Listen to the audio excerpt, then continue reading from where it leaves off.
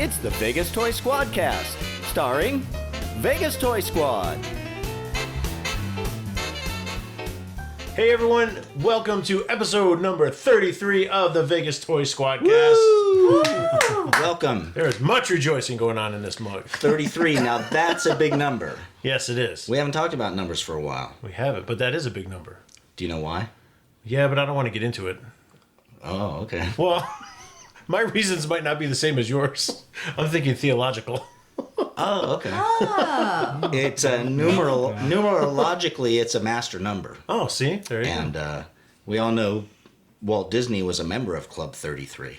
Oh, yeah, that's right. So there's your tie-in. So, but we can't get into that because it's not that kind of show. That's right. So. That's a different SquadCast. Yes, it's a different squad. Anyway, thanks for joining us. My name is Rick. I'm Frank. I'm Rob. And I'm Patti.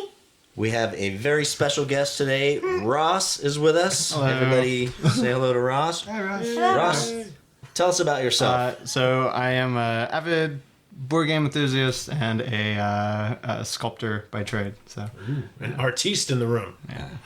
And well- another teacher, Yes. right? Yes. Did you not want to bring that fact up? no, it's fine. We put the two artistes together. They're in the middle. Yeah. Yeah. What does that make us? The bread. Oh, okay. We're artistic, just in different ways. Would say we're the meat, but there's too many vegans in the room. You might get offended. Ooh. Again, so Fair enough. any negative comments directed towards Frank. There you go. As usual. Well, yes, we're talking today about board games, or games in general, I guess. All kinds of games, but not the video kind. Fun and games. But first... Until someone loses an eye. Aw.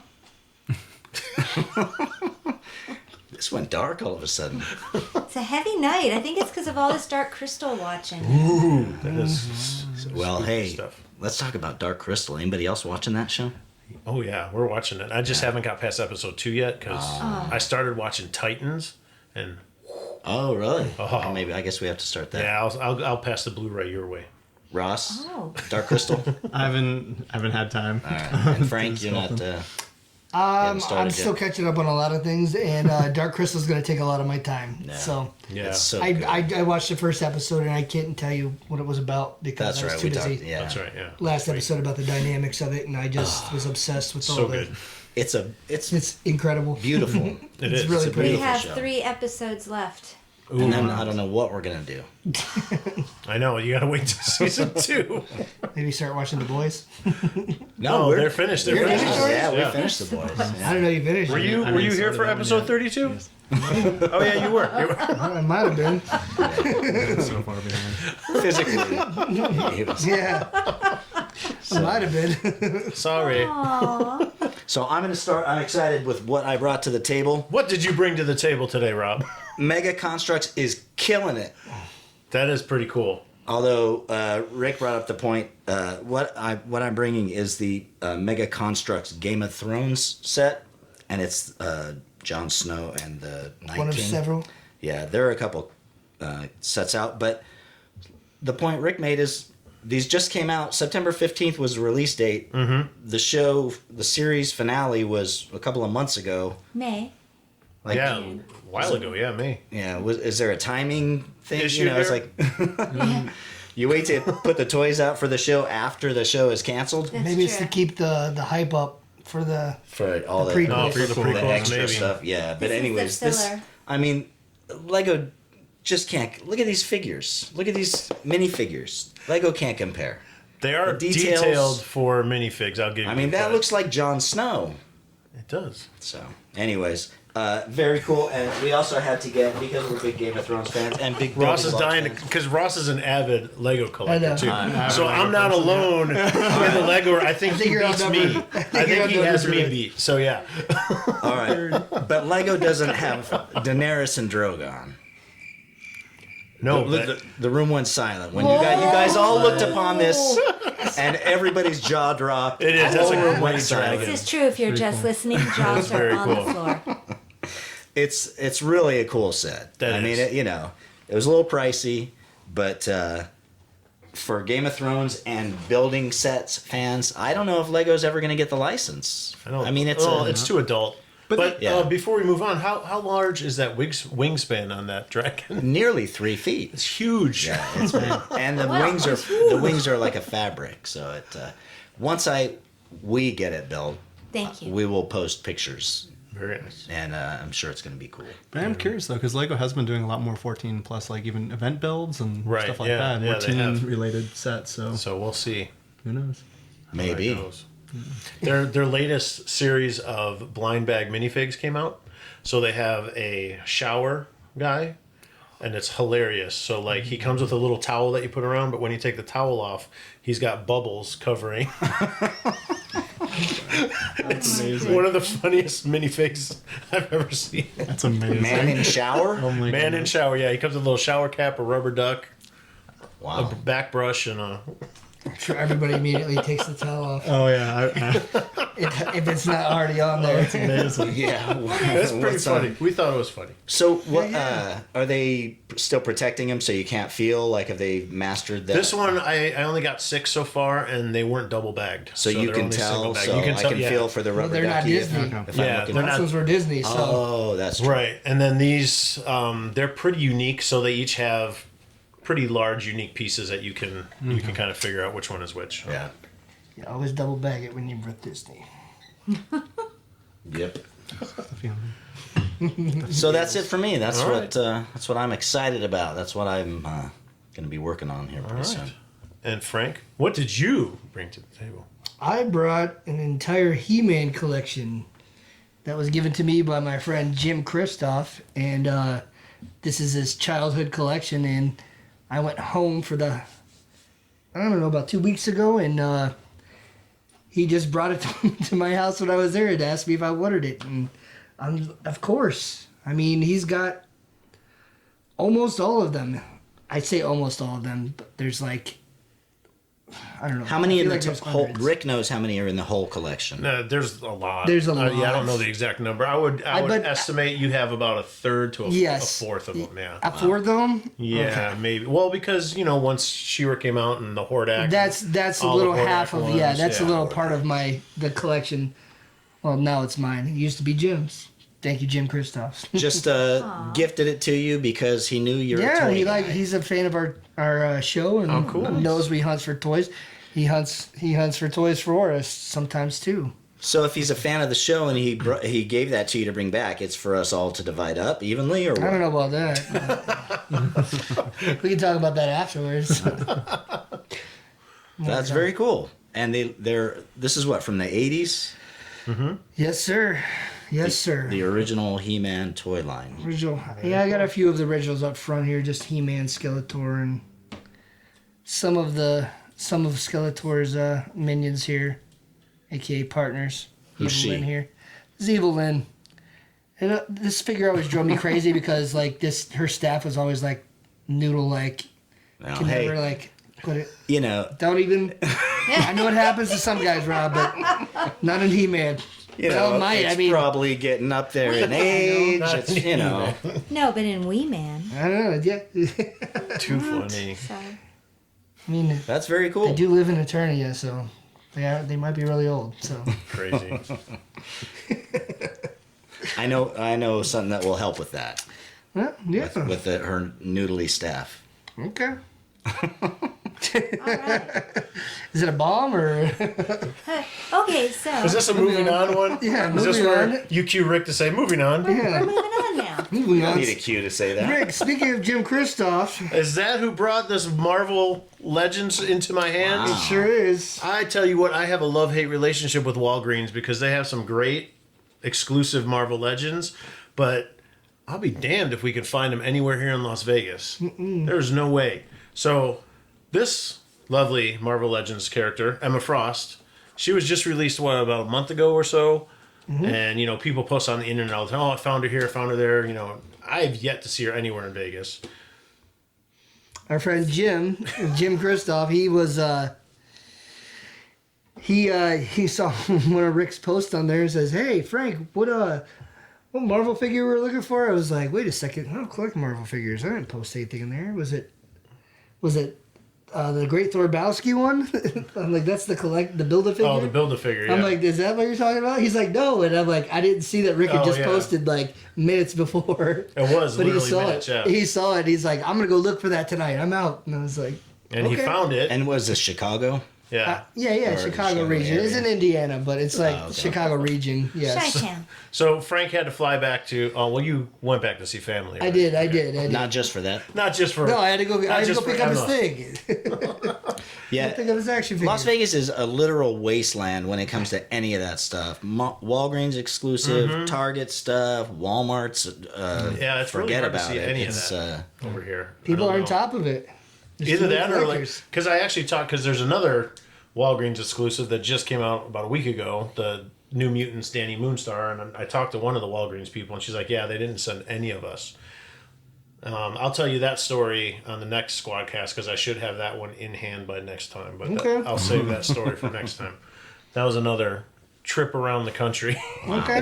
the hunt. I know The it's mad crazy. hunt. Crazy what we'll do for plastic, especially when it has X-Men on it. So that's what I brought to the table, courtesy of Jim Kristoff. Jim. So thank you, Jim. I really do appreciate it. That was cool. Yeah, I'm next, cool. Jim. I like Boba Fett.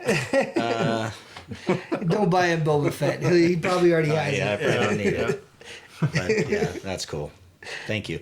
But any other fans who are out there who want to hook up the squad with Yeah, stuff, we you know. appreciate it. I do need the San Diego exclusive, the Hasbro Boba Fett that came out. You didn't get any when it was No. released? Released on Hasbro Pulse. Yeah, sold out. And sold out in literally like 10 seconds. Yeah, There were it was people who ridiculous. said, I put it in my cart, I went to check out, and then when I checked out, it was sold out. Yeah. How is that even possible? It I happens wrote- all the time on Hasbro Pulse, though. I wrote them a nasty nuts. email, and I got a real sweet reply saying, we're working to try to improve our systems. It's like, It's a sweet number one. if you sold, huh? It's a sweet number one salute.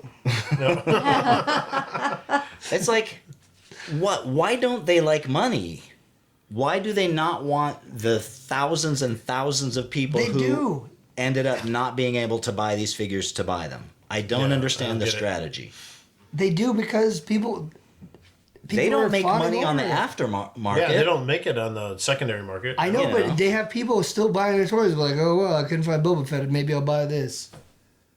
Oh, I don't know. I went and couldn't find it and was pissed off and closed my browser and, sold. That was it. But it's like, Classic Rob. I mean, if you're gonna make 10,000 of them, man, make 20,000 and you're gonna sell them all. What's the difference? Good point. All right. No, I agree. Do you feel I'll get better? off my Did soapbox. you purge? I think so. Yeah. You all good? So, but anyways, yeah. If anybody has one of those, I'm at the point where I'm almost willing to trade my Celebration X-wing Luke Skywalker for a Boba Fett. Well, you have multiples of those. Don't no, you? I only Oh, have you one. only have one. Ooh. Yeah. Oh, I that's brought big. 3 back. Alrighty then. Only have one left. That's the big Black Series figure Right, yeah, everybody wants. right, I have yeah. one. If somebody wants to trade me for a Boba Fett, we can talk. Wow. All right, there you go. You heard it here on the Squadcast. Right on. Ross, what did you bring to the table? Well, I brought us a bunch of games. This one, there's just piles, but We're surrounded by games. we are Literally we're, everywhere there are games. I wish you Everywhere could, we you could look. pan or something because there are boxes of games I'm gonna all have to over take the a place. picture of all the games. Maybe we could tonight. insert some photos here for the video for those of you who are watching. definitely. But the one that's in front of me right now, this one's Hero Quest. This is actually Chris Tomlinson's. Oh, okay. Mine's in right. storage right now, but it's by far one of my favorite games from the 90s, 80s, 90s era, golden age of games, and it was one of the first ones to really introduce high detailed miniatures, and I'm just excited to have it in front of me. It's always exciting. Yeah, it's so much to be fun. right Looks there. cool. It's great. It's It really is. fun to It's really play. cool artwork and Looks like Frazetta painted the yeah, it's cover. Like, Looks like Conan the Barbarian. And yeah, orcs and trolls and stuff. that's really cool. They got them all. And when is this from? This was right from the golden age. So this came out in 1990, but it was right around that same time that you had Fireball Island releasing, the original Fireball Island. You had Thunder Road was coming out, Dark Tower. You had a bunch of iconic games, and we'll get to that, I believe, later on. But it was from one of those golden eras in board gaming. I don't ever recall having seen that, but I want it now. It's cool. I'm going to put it in my eBay.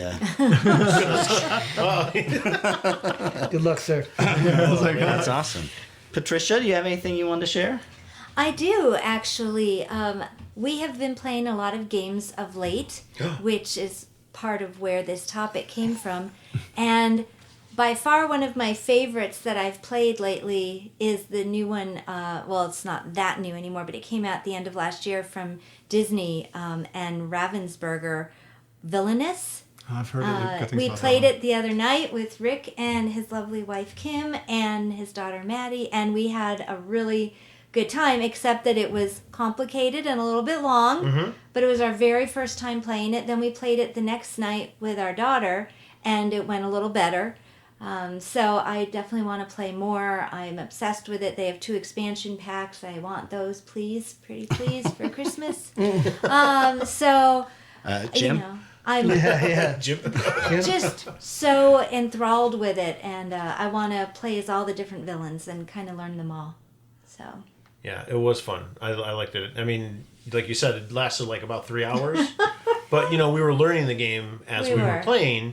And, you know, you think, okay, you play a game for 3 hours, you probably don't want to see that game again. But no, right away, we all started talking about, okay, well, next time we play, Right. you know, what strategies are we going to... I know, you probably have something. Oh, there's I know. Going for like 8 hours, 12 hours. I know. Ross is like 3 hours. 3 hours. That's kid a stuff. filler game. What are you talking about? It technically, I think it has like almost 1,200 hours worth of like playtime. Holy It's Which It's one? a campaign. The one behind you. That's Kingdom a- Death.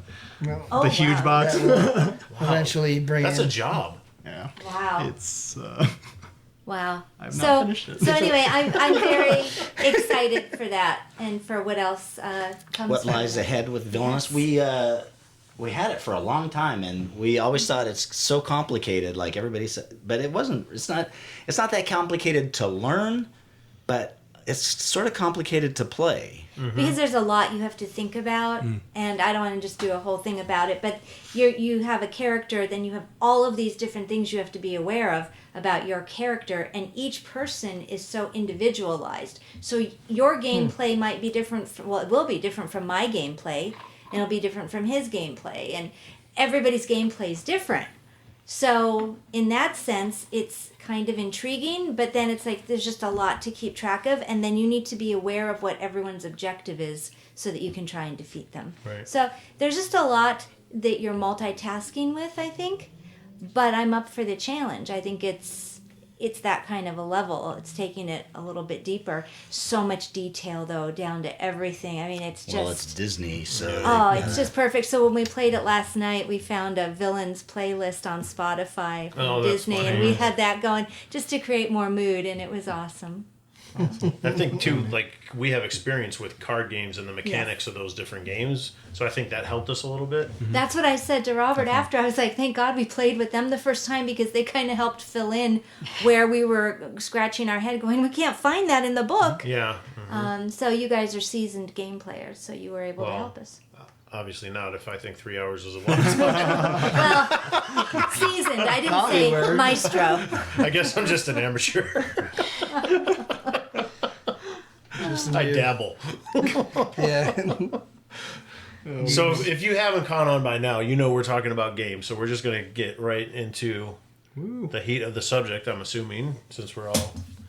Anything else bringing to the table? Table's already brought? That's it. Table's been brought. All right, What? table's been brought. What was the very first game? Do we know that? The very first game. So the very first game, well, it's a debate between two. So there's Sanat, which is an Egyptian game. Snot? Sanat. Oh, okay. And it's Sanat goes various between, but it was an Egyptian game. A lot of the early games came from Mesopotamia, that area and region. So yeah, that, which was about 3000 BC, and then there was the royal game of Ur, which originated around Babylon around 2000 BC. And both are kind of very similar in terms of style and gameplay. But what's the most fascinating about at least those two games is that the rules we have come from various time periods. So they've lasted millennia with between those games, but we have little tablets from various regions with rules. But then even on some of the tablets, there's house rules, which so it's like crazy how even some of the first board games have house rules. Yeah. You know, Kind of like beer pong.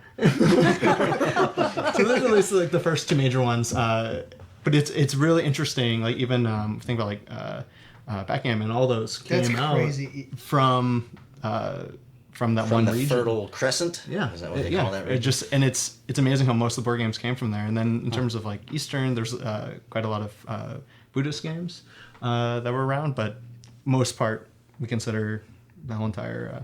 What would you compare that to, Ross? I mean, like, is there like anything close to it that you can possibly compare it to? Beer pong. Besides beer pong. In a way, they were a little bit different than chess. A lot of them were overtake games, so it was kind of a race. Okay. Whoever gets to the finish line. Sort of Going around the board. strategic, like almost Mahjong or war kind of things, or It was it was more akin to it's almost a race game, but it was very much some of them had die rolling variants, coin flipping, a lot of random chance. Egyptians had all kinds of die, even down to like a 4-sided die.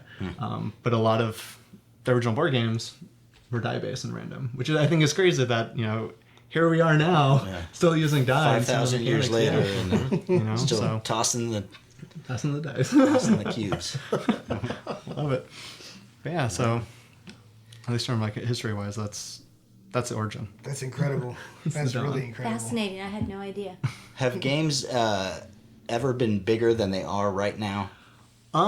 So it's hard to think because I think in terms of mass popularity and becoming to the forefront, at least from an economic standpoint, I don't believe so. Yeah. Right now is hands down the best time, and I would argue that a few years ago was the best time. We're kind of on a little bit of a downslope. Really?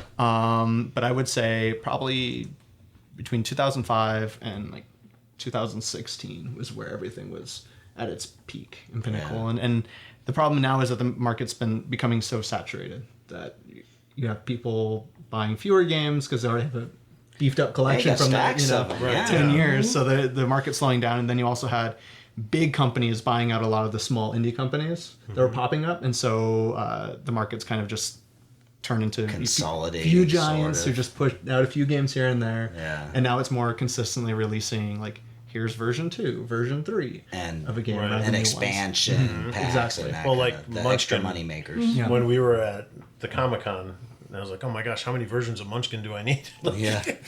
Remember what that guy said? He's like, so you literally have almost the full store of that, or like half. Yeah, where half of it is all different versions of Munchkin. It's like, it's crazy. That was crazy. That's crazy.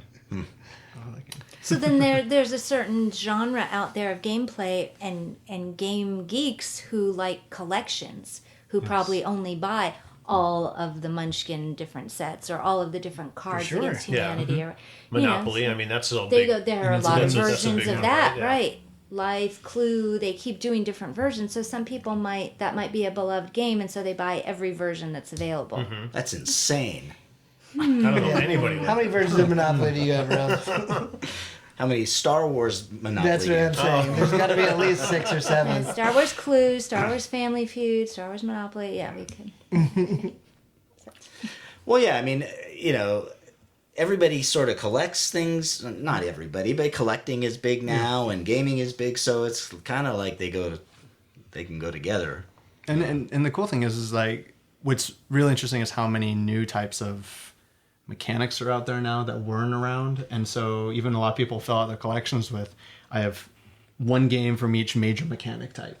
And they just choose their favorite of that, and that way it's like, oh, I want to play a deck building game. I can bring out a deck building game. I want to play a Euro game. I can bring out a Euro game. Okay, Or so there's different genres. because I was going to ask you Yeah. what you meant by different mechanic, different basically style of gameplay, or Yeah, and it's most of the style of gameplay, and there's some major shifts, and then within this category there's smaller little groupings, but a lot of people prefer to have just a range for the most part, and I think that's one of the big things, one of the big trends in most people's collections. It's like filling out your collection. What mechanic are you usually missing in your board game closet?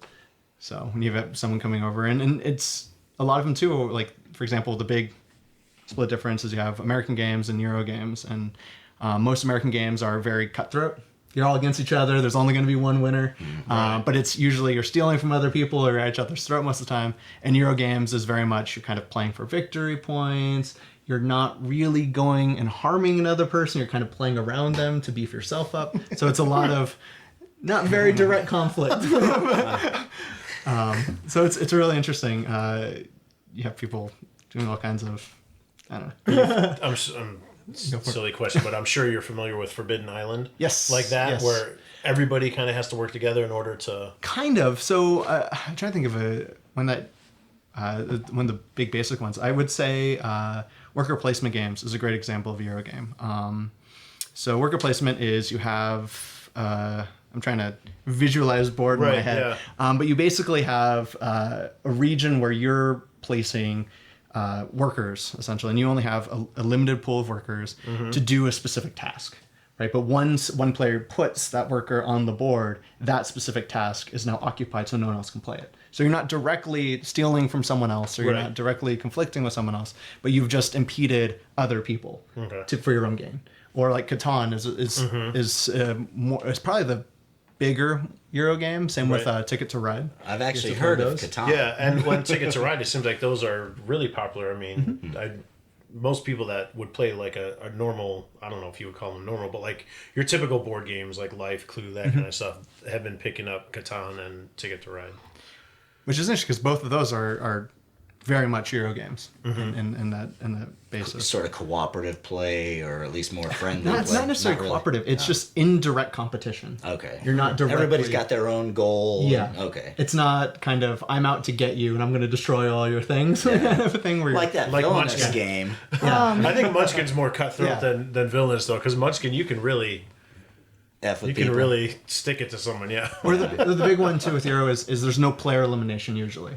So it's not like, oh, you're out of the game for, see ya, talk to you in 30 minutes, since the game wraps up. It's you play till the end of the game session and everyone's playing together until then, which is a benefit in a way. Yeah. But Yeah, I can see that. I've been in a few game situations where I'm out pretty quick. See you in half an hour. Go grab a cold one and watch a little TV. What could you run through the, like you said, the five major mechanics? What would be well, there's several different ones. Usually there's a hard split down the middle between Euro games and American games, or as a lot of board gamers coined them, Ameritrash games. I know. But because the main thing is, like, usually it's basic mechanics, and then you have the tabletop genre has become its own beast in a way. But Euro games, there's several different mechanics. Usually that's where you have deck building games, a lot of strategy most often, indirect competition, where American games nearly always are random chance, die is involved usually, draw the card. It's usually always random and pretty cutthroat most of the time. Okay. But those are at least the major ones, and there's eons and eons of categories within those, between grand strategy and all kinds. So it's a little bit easier to talk about more of the specific games, but I would say those three categories, and then those are the general overarching traits of those three major ones. Nice. Yeah. I was thinking that, on the one hand you have board games, the sort of traditional board games, and then on the other hand you have kind of the role-playing games where you sort of put everything into it and get... And tabletop games are kind of a middle ground, really, between those two worlds, where there's more imagination, there's more visualization. What makes a tabletop game different than a board game? I think a tabletop game is a lot different from a board game because it adds. It's not just contained in one box. I think that's the big key difference. Is most tabletop games, you are building essentially your own board, right? You don't have. For example, Warhammer, most often you don't just get like a starter kit of Warhammer. Usually you're getting bits and pieces and you're building up your own army, you're building up the board to play the game rather than buying one box, setting it up and playing. And then with most tabletops, you have the RPG elements where you're getting a little bit more involved. Where I think board games are the best because it's set it, play it, everything's contained within that box.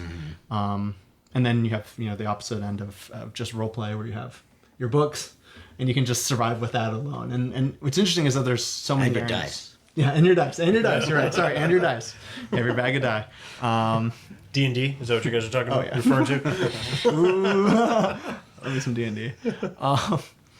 But it's really interesting because in modern terms, you have such a blend between those. Like, for example, one of the games I brought today, Kingdom Death Monster, it very much emerges into that tabletop category while also hitting RPG elements. You can bring some role-playing into the game, but it can just be played straight out of the box as a board game. So there's a lot more that are kind of... You're talking about that... The massive box behind Patti. It's called Kingdom Death Monster. Is yeah. Kingdom Death the company, or is it Kingdom all Death the title? is the brand that's under, and Monster is that specific board game. It looked like it had kind of a Cthulhu type of creature on the cover. Is that wrong? You're smiling. No, it's called The Watcher, but it's a very big, in-depth world that was created by a man named Adam Poots, but it's also one of the most successful Kickstarter board games. So I forget the exact number, but it broke the record for Wow. and which was actually interesting because it broke the record first for most funded Kickstarter, and each one of those boxes was $400. So if you think about like people like just dumping money into, and then that's not including Just all the throwing expansions and everything. Yeah. And Is that the starter set, the basic kit? that's just the base. That's like what you The need to get thing's like started. like 3.5 feet long. Yeah. 17 pounds. We're gonna have to take a picture of it to show, Yeah, we'll show our listeners there. But that's just the base one. But it's interesting because like that one was here you're merging to different genres with an interesting theme and has such a huge buy-in, yet it was an extraordinarily successful Kickstarter. And then now even the most funded Kickstarter was Critical Role's recent Kickstarter, which was it's a group of D&D players where they were just making a small animated kind of like short TV series based around their D&D game.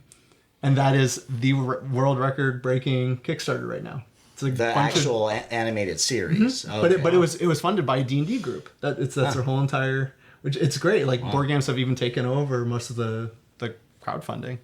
But Well, because there's another one that we found out about from Kickstarter, Unstable Unicorns. I love that game. It's so And much fun. I think that's in the top 50 from Kickstarter That's as a far big as one, yeah. being funded on there. And I heard about it through another company that I don't know if I should endorse or not, but we're wearing a couple of their T-shirts tonight, and they had sent me an email. You and I, at Oh. least.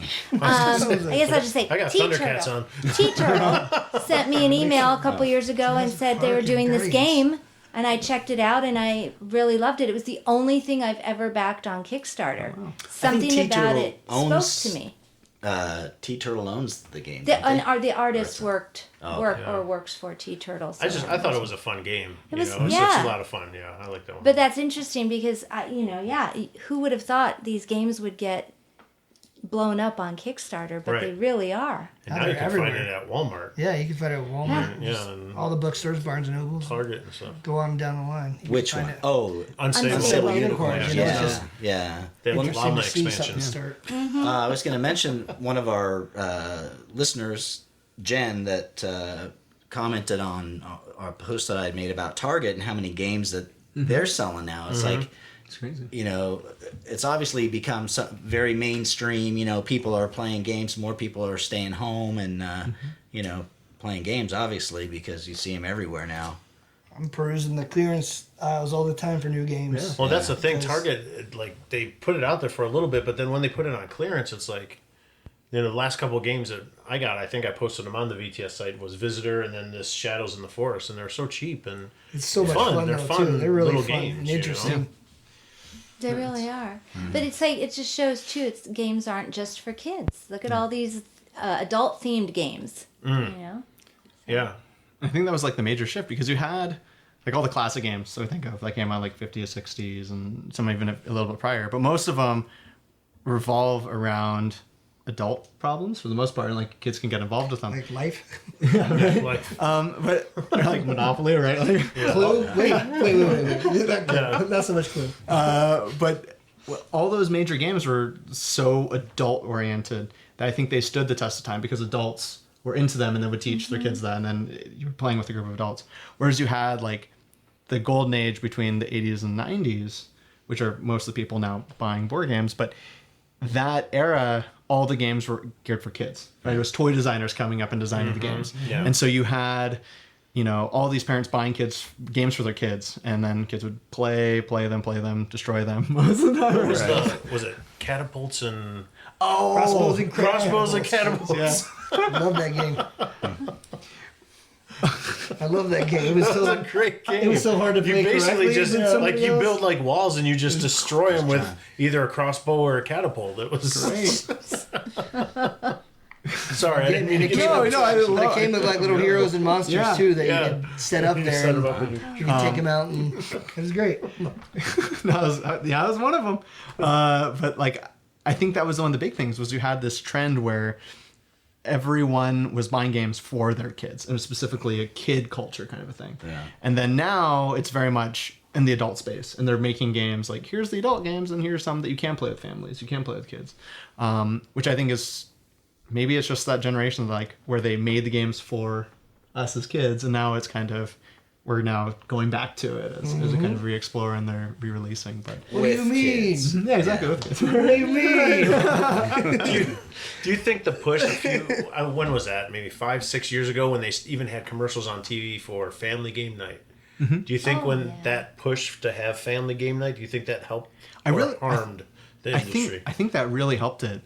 You had a bunch of really big things coming off at the same time, and I think that's why it just kicked off. You had Kickstarter, where people were able to finally get their ideas out, and then you had YouTube was a big influence. You had Tabletop with Will Wheaton, and that show got a ton of people interested in games that were just coming out. And then in Europe had been developing new games for quite a while, where America, we were kind of just playing the same ones over and over again. Like Ticket to Ride was being developed, and you had pretty much Catan, all the staple Euro games we usually think of. Those were already kind of were played in Europe and kind of brought over as soon as it kind of kicked off in the States again. And so all those things really just kind of pushed the gamer space in a better way. Advertising for game nights, Kickstarter, YouTube in itself for the advertising. Right. I think people were just getting interested in it again. It was something that you'd see you go to the board game aisle, you see something new and interesting with a cool theme. Because we see like Monopoly, but everyone's like, okay, it's a theme Monopoly. We all know how to play Monopoly. Right. Yeah. It doesn't have anything interesting. But right now you look at the box and you want to buy every game you see. They all sound really intriguing. Good. They all sound very cool and artwork's fun. The usually artwork's incredible. awesome. Yeah. I'm glad you mentioned YouTube though, because I think that has been such a big help, especially with any of these new games. And like when I first got into Munchkin or any of these games that I'm not used to playing, being able to find tutorials on YouTube and game playthroughs, I thought that was a huge help. Yeah, whoever thought that we'd want to sit and watch videos of other people playing games? But it's fun. It's like we like to watch other people play video games. Yeah, true. And it's helpful, to learn a new game. We watched a video, the first time we've ever watched a video to learn how to play a game for Villainous. That seems like another question we could bring up later. Do we really like watching people play video games, or do we like it because we used to have to all the time, taking turns? He's got to put our quarter up and wait. Yeah, because you sit there, get interested in what they're doing. It's ingrained in us. Developing strategies, or I liked to watch so that I could know what to expect. So I then agree with you. okay, I so agree. right around here, this thing pops out, and then over there, I got to be ready for that. Yeah. So it was kind of like a little way to cheat, Tell us again why you like to watch. Robert. Back to again. gaming though. once again. But then I says, even YouTube, you had, and I think Geek and Sundry was one of the big ones that kicked it off. Geek and Sundry? is a channel that kicked it off. It kind of has shifted under different management over the years, but it was Will Wheaton's baby with Tabletop. Oh, okay. And that was Tabletop was one of their shows. But even starting on that, you had this huge revamp in Dungeons and Dragons, which came about with Critical Role. So Critical Role, it's Matt Mercer, really famous voice actor, and a bunch of his friends, Laura Bailey, Travis William, Liam O'Brien, and really prominent voice actors, Sam Riegel. There's several, but their D&D game kicked off into this phenomenon where basically think about it, each one of their play sessions is 4 hours, and they have over, I think they're now at almost 300 episodes. Wow. and people watch it. And like I said, it was the most backed That's Kickstarter. 1,200 hours of gaming. And they have the most funded Kickstarter. Mental math. You know, it's crazy how big they've become, and they've even released their own Dungeons and Dragons themed sets, and it's turned into its own industry. But it's just crazy because it started with just small YouTube videos of them just getting together playing D&D into this massive industry that's kind of brought D&D back. So Ross, when you think about it, what Bob just said, Stranger that's Things. the same amount of time that game would take to play that 300 episodes Yeah. or more. Yeah, that one's that one takes so long because you keep having to restart. Also true. You explained a little bit to me. A lot. Yeah, you and Chris. Talking about Monster again, that's what you guys are referring to. Yes, So, yes. How many people play that game? That's a 4-player game. Wow. Just 4 players. Wow, Yeah. $400 for it. That's $100. You want to buy in on that game? You got $100 just to sit at the table. Ante up. That's some. Which I guess is nothing in hardcore Vegas. I mean, you know, people true. pay that for all kind of games on the strip. And I mean, Going to a show. but it's really interesting because like that one, my friend, my best friend Will Feist, like it's gridded. The whole board's gridded, and so you can almost play via like chess over the internet. You can just say, "Hey, I'm Okay. moving this character to here." So it's one that you could set up a table in your room and play with your friends across the country with. Oh, wow. You know, which I think is kind of nice and precious that it can tie people together, even though you're Yeah. way far away playing a board game together. Which is so bizarre. But That was one of the other things that we were talking about, the socialization aspect, you know, with social media and everything, and people kind of getting away from human interaction. This is one way to actually bring that human interaction back, and I think that might be something why it's growing too, because people are, you know, they want that interaction. They want to be able to I agree. sit down with another human and Yeah. play.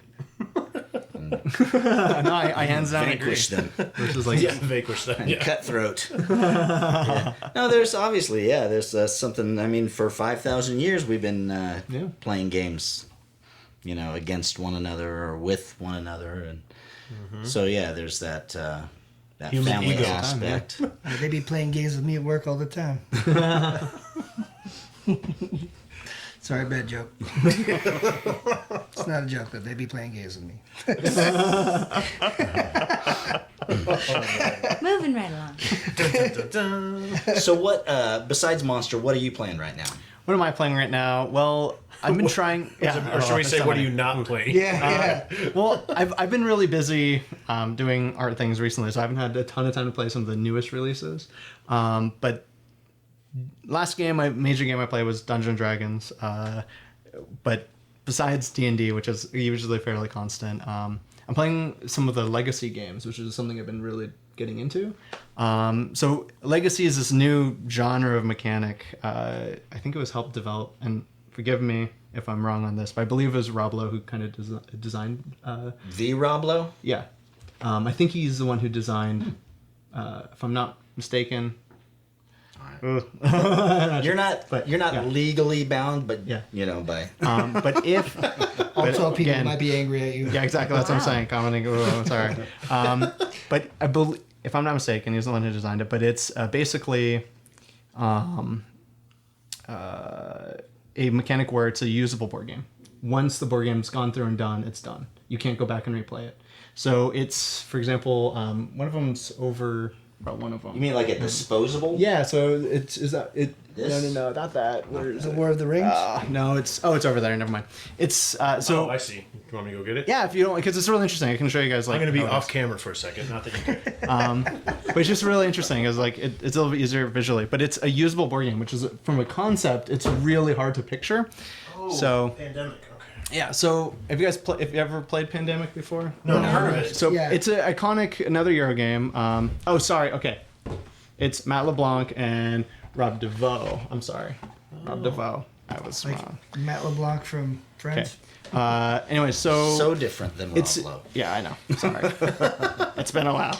Anyways, so it's really interesting because, like, for example, you have the rule book, but then the rule book, the rules will change. So depending on what happens in the game, you'll put stickers altering rule sets in the game, and then on the board, so like right here, So like these will be secret cards. So as scenarios unveil, you actually will take out new cards to play. It's like an advent calendar Yep. if you're just listening. But then the crazy thing is though, if a character dies, you tear the card up and they're done. They're gone. Period.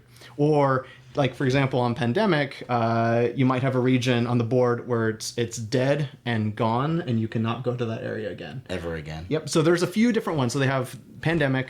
They also have Risk. So the Risk one's interesting because if you nuke an area of the board, that area is gone. Oh, wow. It's no man's land. No one can touch it. Okay, so it's like bringing a new spin to Yes. these old games, making them a little bit more giving you a few more stakes. Yeah, but I think what's so cool is that it's one and done. So there's these events and scenarios where it becomes even more high tension because it's like, oh my gosh, this character might die.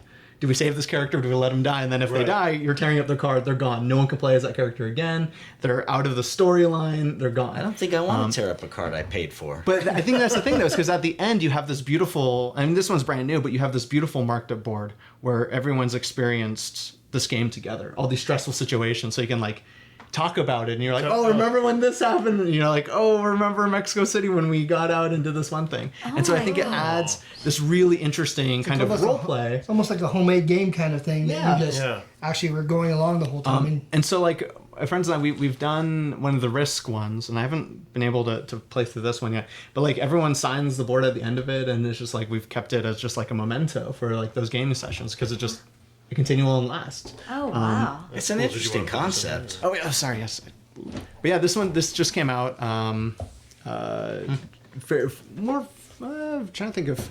I think there's up to season 3 now for Pandemic, but there's several other legacy games that they've come out with where they're taking classic board games and adding that kind of one and done And then playthrough. once the game's over, you just put it all in the recycle bin, and that's the end of it. Yeah, a lot of people frame it. A lot of people take it like a puzzle. I mean, like to all complete the it. you got game pieces, you got dice, you got there's a lot. There's a lot of for stuff. some in of that them box. for this one for example, you can still play it, though it's going to have very altered rules. But you still can play it as if you were playing it like a normal board game.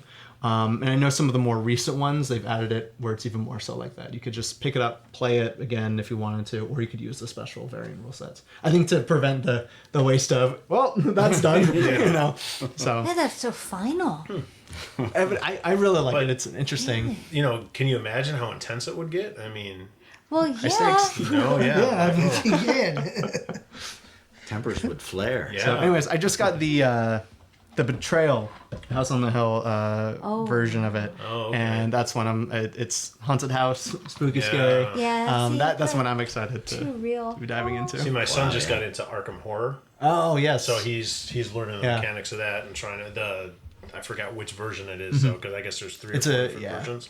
So he got whatever the big box one was of that, but he's trying to learn that. Was it Mansions of Madness by any chance? It might have been. That's a I'll have to really look, good yeah. one. That's a I'll have really to good look. one.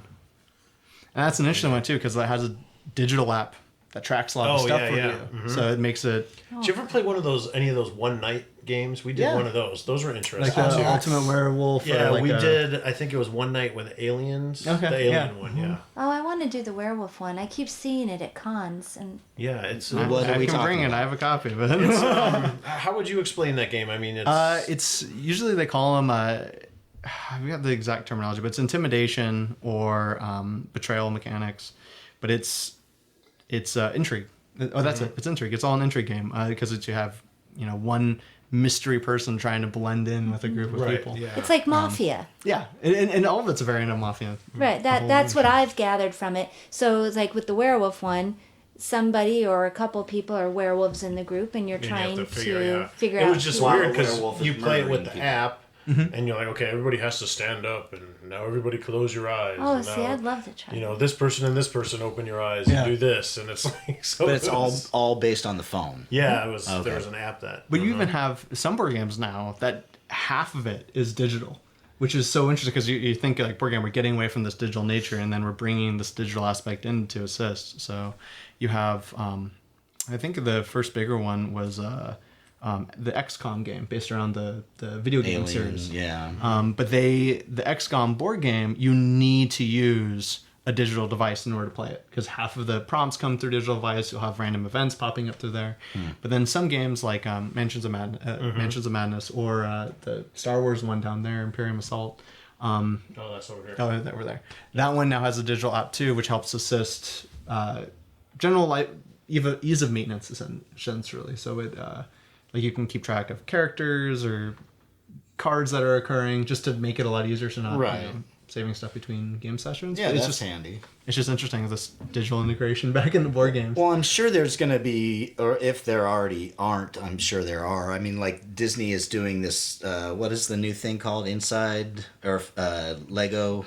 Not Disney, the Lego, the hidden, the hidden. I mean, how far are we away from when you're playing a game where you do your turn and then you with your phone you see some action play out in augmented reality? True. I mean, It's true. I'm pretty sure close to be somebody's pretty- working on it right now. What I find interesting, I forgot the year exactly. I know it was late 80s. But there's a game called Omega Virus. It was one of the first digital integration ones, because you're moving characters on the board, but the Omega Virus, the bad guy, it's just controlled by a very simple speech box in the middle. And it basically keeps track of where things are occurring, and you just enter situation codes like, okay, enter into this room. Is it here? Or is it here? And so you have this digital integration where it's saving and memorizing what items you've picked up or other things. Yet it's keeping track digitally from the 80s, and it's half of it, its own players are controlled just by that speech box rather than figures on the board. So it's interesting. Like, we had that, and then kind of got away from it. Now it's kind of coming back with some of these games. Oh, what is that called? Omega Virus? Omega Virus. It's a really fun one. That sounds cool. the minis are huge on that one. They're gigantic. Like actually full size. Cast rubber too. I think it's plastic rubber. Yeah, they're gigantic. All robots. It's great. Speaking of those integrated ones, remember those unlock games? Those escape Oh rooms? yeah, We Those played are a few fun, of those. Yeah. Those are fun, but I mean they're also a one and done. So if we got them for like $12 or something like that, $10, like you get them on sale. Yeah, I saw them on clearance at GameStop for And pretty cheap. It's a fun night to play with, and But then it's over with. That just seems like a waste to But me. I think at the same time, at the same time you can pass it on As I was saying, yeah. to other Oh, people. that's true. I guess it encourages that. Yeah. Right. More so than anything. When you're done playing with it, pass it to somebody. They play it. They for pass sure, it and on. that's. I mean, I think Nobody's I got gonna like just two throw of it in them. the garbage. I think we failed at the one we tried to play. That was hard. That was It really was like a tough. pirate one. It was was a tough it was the one. hardest one, and I didn't know it was just on sale, and it looked fun, and we did not make it through Cutthroat Island or whatever it was. That was a tough one. But it did give that impression of escape room. Though. Oh, it did. Like there was a lot of panic and just like trying to beat the clock and find that out the was tough. clues, but I mean it had that digital aspect. behind it, too, Yeah, which the was- app, yeah. which was really neat. It was very helpful. What about all of the expansion packs? The expansions. Got to pay to play. They got me sucking Yay or in. nay? I know. Hey, I'll save it for the end. But when I talk about my favorite game, you already know I'm suckered on that one. So, all the expansions. In my opinion, I think, honestly, for me at least, I've come to a point where I feel that you should play the most out you can out of the original game before buying an expansion. Yeah. Because the problem is you just buy, like, get the game, you get all the expansions at once, and then you play the game a few times, but then it kind of dies on you. And so you don't really pick up the expansions that Right. are in. Or Right. sometimes you're adding so many mechanics that no one really wants to play. You're just, here's the game, and here's all these other things you have to learn at the same time. Well, yeah, those things are meant to enhance the game after once you become- bring yeah. a new life to the game after you played it for a little bit. But I I think- mean, I think what's what I supposed to think. be, but sadly, I think a lot of the trend is I need to own all the things for this thing. because you people know? are collectors now, Yeah. and everybody. I'm not one to talk, but that's what or they think None that- of us are one to talk. Or like I think a lot of the opinion too is that their game experience is going to be somewhat tainted because maybe there is one expansion that has a little bit of quality of life, rule set that's going to add to the game, and so they need that. And they then, can't miss out on that. I want this other interesting thing, so I want to get that in the Right. game too, and it just kind of adds. I'll be honest, I'm guilty of it. I've bought several expansions and haven't even touched them or opened them, but I Well, think it's that's true. We bought the expansions for Unstable Unicorns. We bought Control and Chaos We have yet to play them, and we bought them like really? 6 months ago, I Oh, want to okay, say. yeah. A while ago. Oh. Yeah, so I'm guilty of that. All the different little packs for unstable unicorns, the not safe for work and all those, the dragons, and then, Llamas? oh my gosh, the llamas. What else? Cards Against Humanity. Oh, yeah. Virtually you got a every lot of those, pack yeah. they have on that, and I've worked hard to mix them in though, so Yeah. that they're spread throughout, like they're peppered. But we have, I think, every single expansion pack that's made for I it. hope we don't have every And then single- there's We some. pretty much do. Well, I mean, like even then, there's some that are so exclusive. Like the Cards Against Humanity releases expansion packs for the TAM convention every year. Mm-hmm. So like even like tiny little conventions that have nothing to do with board games, they'll Yeah. release little expansions here and there and release Yeah. them. So it's like it's so impossible to get. To get to be a everything. completist. Right. Yeah. But man, Crazy. oh, Cards Against Humanity. So with that, with the expansion, what do you think one of the hardest things as a gamer is, like accessory wise? Just buying extra stuff, storage, consolidation. Storage. What? I think storage is a big Do we have to go out and buy one of those amazing tabletop games that are so cool that you see at the cons that are like, You mean the table? oh, those tables Oh, are those great. tables Have are you seen some of those gorgeous. custom Oh, yeah. gaming tables? Beautiful. $4,000 table. I Yeah. need to build one. I just need to build one. Yeah, why don't you just I can do it. I can just. sculpt I it. should just build one. Yeah, have like bronze trim or anything. You're just gonna bronze it. Yeah, right. Just Just gonna bronze this kitchen table. This is my new gaming table. Well, I would think the hard thing for a person would be how to know what game to play next. I mean, other than just word of mouth and Yeah. you know, I mean, you walk into a game store and it's overwhelming. You even walk into Target and it's overwhelming. And It then, really like I is. said, they all look cool. I will say that's the one. If you get Game Trade magazine, Or I think the big thing is Are they a sponsor now? Why are we plugging them? because I get it because Cosmic gives it to me with my comic books. So. Oh, nice. I think Hashtag get your fix. the big one is going to board game shops. I think is the big one because a lot of board game shops you have the people who play it often, but then a lot of times they'll be willing to sit down with you, teach you the game, have some general mechanics. If you go on a board game night, sometimes there'll be someone there with the game you can play through it. I know there's not one. I think there just was one that opened up on in town, but I know that in some cities there's board game cafes where you can go and they have a wide collection of games where you can sit down, eat, play games with your friends. We've got a few. We've got a few open and closed. Yeah, that's the We've thing. We've got a had a few lot. open and closed. But the one that never stayed stayed. open is that, what's it called? I'm trying to look at the. Meepleville? Yes, that's the one. Yeah. Okay. We're going to mention them later, actually. Yeah. They have an event coming up, so. Meeplecon? But Yeah. even at Cosmic, Roland, one of the managers, owners over there at Cosmic, they have a lot of the comic book and superhero games, and he's willing to show you, sit down with you and show you how any of the games work and stuff like that and stuff. So that's There's where YouTube, I got. man. What? Yeah, YouTube too. games But that's are where I got a lot of stuff for my games and suggestions and things like that. So. Yeah. Well, that's true. Yeah, you have knowledgeable shop owners, and they can point you to what you're looking for. Right. And usually, generally, like if you go onto like Board Game Geek or some of the other big forums, if you like one genre of games, there's people recommending a plethora of others. Yeah. And so, I don't know. I think going back to what you were asking, I think storage is the big one, and then consolidating the games and then getting rid of them. Like there's several games that I know I will probably never touch again, and they just sit around and collect dust. And Is there a market for people buying used games? there is somewhat of a market for used games, but I think it's fairly small. A lot of Yeah. people like new shiny, but and I Most think games are something you put your hands all over all the time. Yeah. I mean, And they lots of get- different people. they also get Loose pieces. They get outdated too. You have Yeah. some of them Yeah. where it's like, okay, I have version 2 and version 3 is out. Why would people want to buy Yeah. a used copy Yeah. of the old edition? So Right. I think those are the two big ones. It sounds like maybe we need another episode I agree. to continue talking about I agree. games. Definitely, there's lots more to talk Yeah, about. There's definitely. a deeper dive we Yeah, could we take. could Yeah, go for into sure. a few specifics if you would like about like iconic games over the. Yeah. And I can bring a few of those in. Yeah, That yeah, would that'd be great. cool. So, but I think we're nearing our time here. So Yeah. we want to thank you Yes, for sir. coming and I was impressed by your knowledge, so that's why I said I would love to have you again, and we can, like you said, dive deeper in.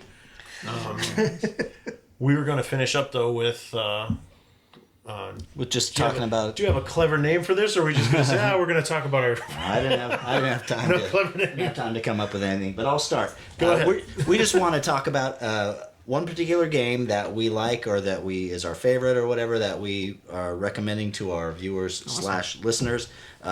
Ross, have you ever heard of Illimat? I have not. This is a kind of a card game with a board, like a cloth board, but it was developed by members of the band The Decemberists. Okay. Cool, So man. I love The Decemberists, and they put out some promos that they were making this game. It's actually been out for a couple years, but so this is a real fun card game. It's sort of nature-y, harvesting and stockpiling cards and whatnot, but it's a lot of fun. By the Decemberists. I'm not sure where you can find it, but definitely on the Decemberist website. So that's my pick, Illimat. It's a lot of fun. Yes. Frank? Well, I guess I'll go. Gotta reach for it though. As he strains his muscles, for might those hurt of you not You want me to watching. move? I got it. This is one of my personal favorites to play. This is Epic Spell Wars Wizard Battles. This one in particular, I believe, is Skullfire. Duel at Mount Skullfire. But it's essentially you basically build spells and try to beat the person that you're against. And Card based? yeah, it's all card based, and I mean they do have little accessories to, but it's like it's just like a little cardboard mountain that you put up there just for effect. But it's a card-based game, and it's really ridiculous. They have I believe 4 or 5. I think they might be up to 5 games now, but they're all ridiculous, and some of them get raunchy. But this one's not as bad. But each Safe one to has play on an airplane? probably not. Probably not. But actually, it'd be fine. Looks fun. Nobody's paying attention to person played card games on an airplane anyway, right? But yeah, this is it. This is probably one of my favorite games. And I don't know if you guys would like me to mention this now, but I have a few 2 kids games that I brought. Just they want to share with their families, or if you want to wait on that now, I'm going to show it real quick. And What you got? well, one of them is 5 Minute Marvel, and it's they actually have a 5-minute dungeon game, but they did the Marvel version of it, and this one is a lot of fun. My nieces and nephews love to play this, and obviously it's just like it sounds. It takes about 5 minutes, and your card has a certain amount of powers, and you're just trying to beat each boss card that they have, and it's a cooperation game. Yeah, he's horrible at this game. At the dungeon one anyway. You're like, I'm just as bad though. I'm one to talk because I'm so afraid to throw my cards down. But it's It's great. it's everybody works together to try and beat all the villains. They love this one. And then the last one I have, I believe, I can't remember if this is a Barnes & Noble's buy. It's definitely a clearance buy, but it was Ghost Fightin Treasure Hunters. Oh, that looks fun. And it is really fun. There's lots of cool little figures and stuff that you play with, a lot of minis. And you're essentially trying to get the treasures out of the room and defeat the ghost before the whole... And it's another cooperation game. So, but you're trying to get the treasures out of the house before the whole house is haunted.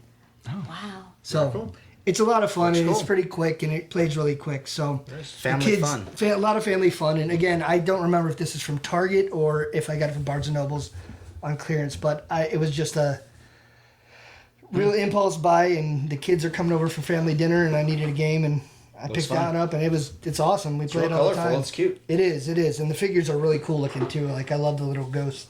Ghost Fightin Treasure Closer, Hunters. guys. Cool. Even the little Nice. figures are neat too. They hold the little treasures on their back.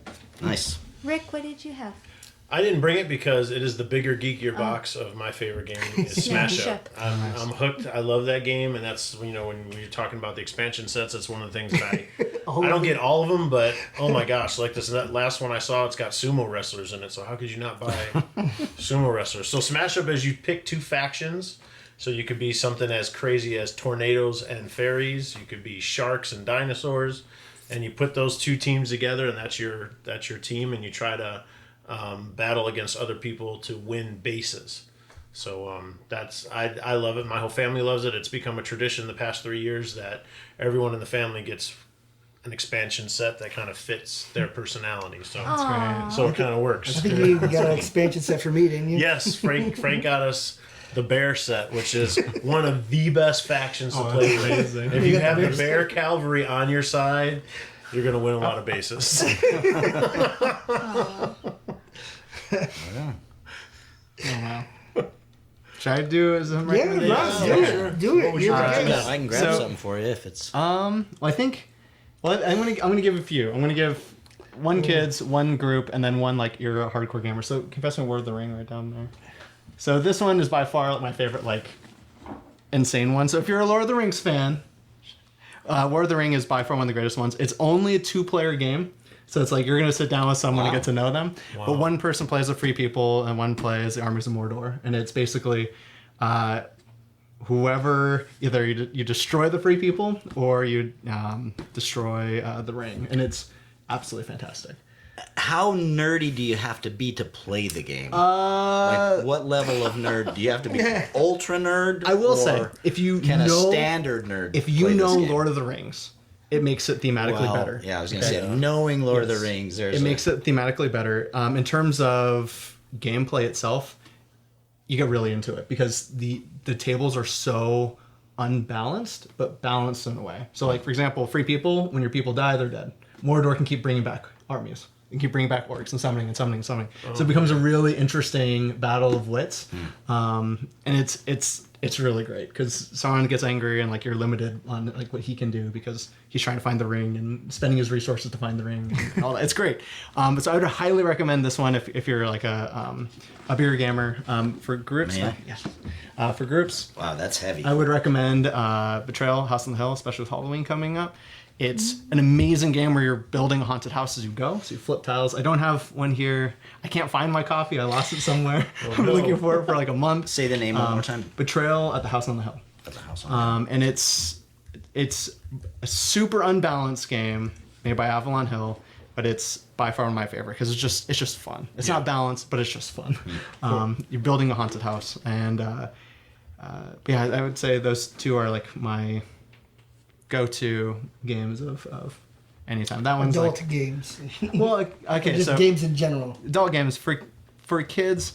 I think it always goes back to Fireball Island. Yeah. I love Fireball Island. The original Fireball Island, even the new one that they just released, is pretty one's decent. around here somewhere. It's right there. They changed the rule set a little bit. It's no longer as cutthroat as the original one, but there's something about just having a 3D board in front of you that you just can't get away from. It's just that looks cool. flicking marbles, like it's great.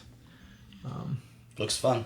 Yeah, but I would recommend that for if you have younger kiddos and just think for a family game to I'll have play. to get that from Maddie. I'm sure she'll like it. She likes all those Yeti games, Yeti and My Spaghetti. And Oh, yeah. It's 7 and up ages. Very cool. I never played that. That's a classic, like an old. Yeah. So the original one, like that's I got to this. bring that. But Fireball Island came out, I believe, in '89, and it's the first vacuum pressed 3D board wow. that was ever released, and it was by the toy designer, and you guys probably know better than I do. The guy who designed Tickle Me Elmo. Oh, okay.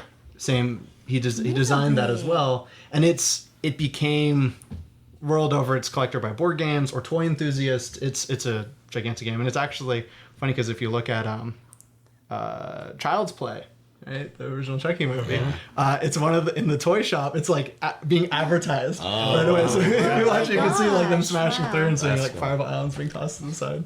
Interesting. It breaks easily. It does. It breaks extremely easily. Vacuum press boards that are over 30 years old don't hold up very well. Patricia, Yes.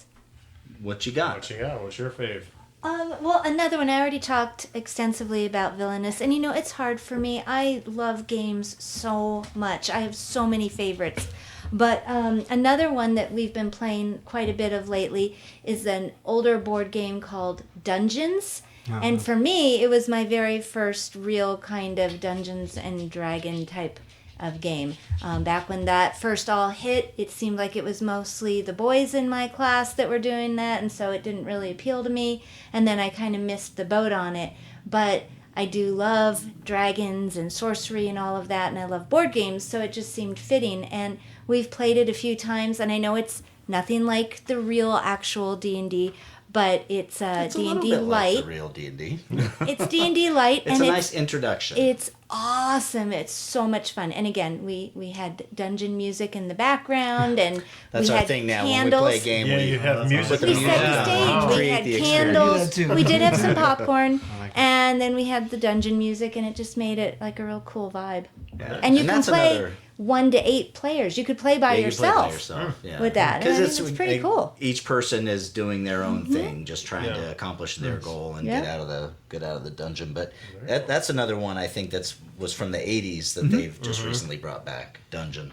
Yeah, So- that was awesome. And I think was that the one featured in Stranger Things? I think that was the board they were using in Stranger Things. Was it? I think you're right. We'd have to I go think back. you're right. Maybe that's why Yeah. it's being released. A lot of people use Dungeon or HeroQuest for their boards for D&D. Oh, for like a really? bunch of the official menus. Oh, I had no idea. That's awesome. leave you with some you go. trivia there. They're both like they're both gridded, right? Like, Yeah. I know the Hero Quest is. I didn't know about Dungeon. Yeah. I haven't seen it. Other than All right. Well, we want to thank you again for being Yeah, here. thanks for coming, man. That was very interesting. Frank, do you have any upcoming events for us? I do. I only have 2 right now because I obviously left my notes behind. But there's a tabletop day and a fall clearance sale that's coming up. It's on Meepleville event. It's Meeple, and it's at Board Game Cafe. That's what Yeah, we're, the that's what we were Meepleville. talking That's what we were talking about earlier. Meepleville. It's Yep. that place. I think it's the Saharan Decatur? Decatur and area? Sahara. Yeah. When is that? Frank? Saturday, October 5th. All right, awesome. right. I think we're going to try and do that. And Yeah, they're been selling. Yeah, trying to get there. you I know. haven't been to that one yet.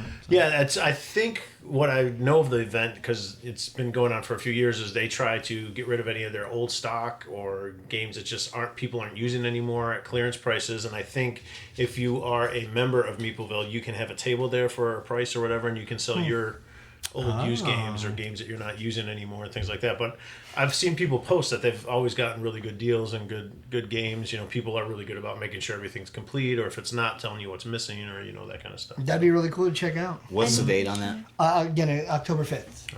Oh, okay, so that's October 5th. Maybe that's we can coming get up for out a there while. before then to just scope it out too. Yeah. Maybe. Yeah, you never know. What else you got, Frank? Another one was Coffee and Comics. Where was that again? That was Sad. Whitney. Whitney, I Whitney. think? Yeah, Whitney Library, and that was on September 21st. So That's going it's to from be 11 to 1. So Yeah, that's so like this a, Saturday. It's Right. a short event, but That's it's, tomorrow. Yeah, so when you're right, yeah. listening So if or you're watching watching this this tomorrow. on Friday the 20th, this event is in Vegas tomorrow. Yeah. So that's coming up pretty quick. So if you And guys, at the Whitney Library on Tropicana, right? That's Trop by Nellis. Yeah, right on. All right. Very cool. yep. All right. Well, thank you guys always for watching. Make sure that you hit like and subscribe. You can find us on all the outlets for your favorite podcast. Don't forget to check us out on iHeartRadio. That's very cool that we're there. iTunes, Podbean, all of them. Google Play. You know the list. Check out our Instagram page for exclusives and different photos. I was just looking at Rob because maybe he'll talk about it next time. What's that? Your photos and stuff like that. Oh, that you've been doing. Oh, yeah. And then You gotta like us. You gotta check out our Facebook. You gotta Right. check us out on YouTube. You gotta go to Instagram. You gotta get Vegas Toy Squad on all these things because every different venue has some different content. stuff. You want Patty's movie reviews? You gotta go to Facebook. You want top of the stack, you got to go to Facebook. That's right. Thank all of you who've been watching Top of the Stack because that's been increasing. So thank you guys for sharing that and watching that. I appreciate that. Now we got to get some folks to comment. Let us know what you're reading too. All right. Anything else for the good of the order? That's Thank it for you, me. Ross, for joining us. Yes. Anytime. Again, thanks Jim for All the goodies. all the goodies. And all the thanks goodies. to our listeners and viewers. Yeah, we appreciate it. Absolutely.